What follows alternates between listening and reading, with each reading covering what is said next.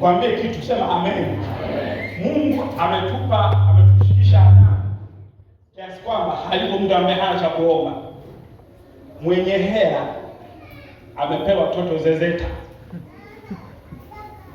Mwenye hela anapewa toto darasani. Kuna kitu kinachoitwa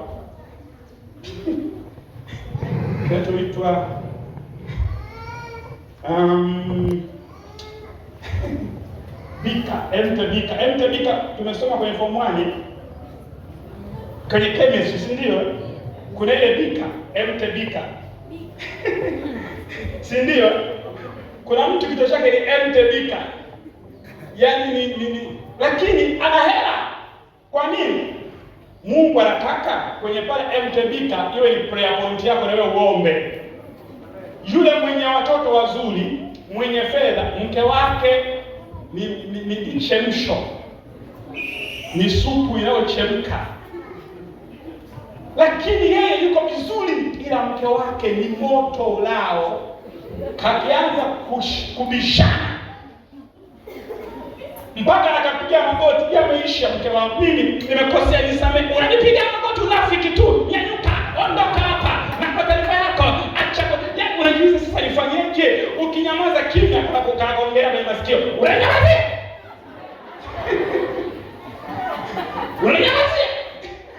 Unasema mimi mchungaji alisema tunyamaze kimya, naye Bwana atatupigania. Unavuta shuka, kaya alivuta.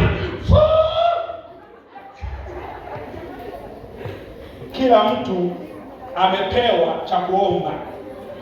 Nani ambaye unasema mimi nina cha kuomba? Nani ambaye unasema mimi nina cha kuomba? Nani ambaye anasema mimi nina cha kuomba? Mweze mwanzo, mbona huombi sasa? Shida mwili.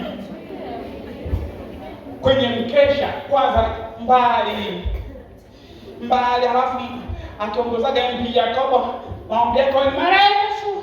Wala angekuwa yule mama Teresia, yeye waga atu haleluya, ni juu mikono haleluya. Ile Yakobo ya kama na misieni mwili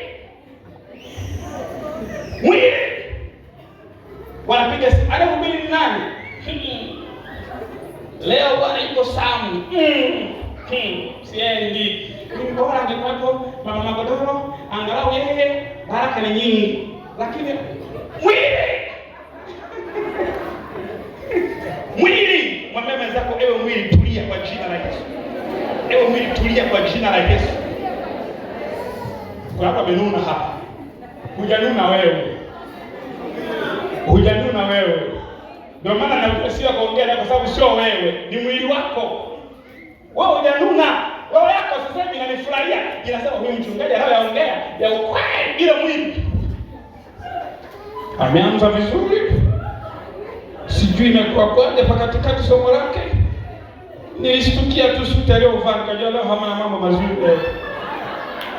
Yaani mwili unajua mpaka aina mahubiri kulingana na nguo. Ukitaka kuikomesha mwili, ufanyie mambo. Kwa mfano, ufungishe hata kama hautaki. Sema amen. Unaweka kabisa. Mimi niwaambieni kitu. Watu wengi wanaofanikiwa sio wale waliohubiriwa tu, wanasemeshwa ndani. Mimi nikiwa form 2. Tuko mimi na Pastor Richard, wengine mnamfahamu. Tuko na rafiki yangu mmoja anaitwa Ombeni. Tukasema hivi, sisi tumemjua Yesu kwenye ujana. Tunaanza kuomba kwa wiki. Mimi nikiwa form 2, tutafunga kwa wiki siku 4. Halafu zinazobakia tutakula. Na hizo siku 4 moja wapo tukaweka iwe Jumapili. Sisi kila Jumapili kwa mfululizo miaka 4. Ndio maana ukitaka kufanana na mimi, ujue pia mwenzako mimi niko chini sana. Msingi wangu niliweka zamani chini. Sio kama kuna watu wanaangalia wanakupimia. Watu miaka form 2, form 3, form 4, mimi kila siku 4 nafunga.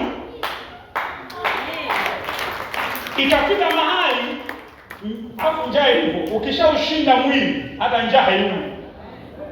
Mimi ilifika mahali kantini ya shule sijui. Kwa sababu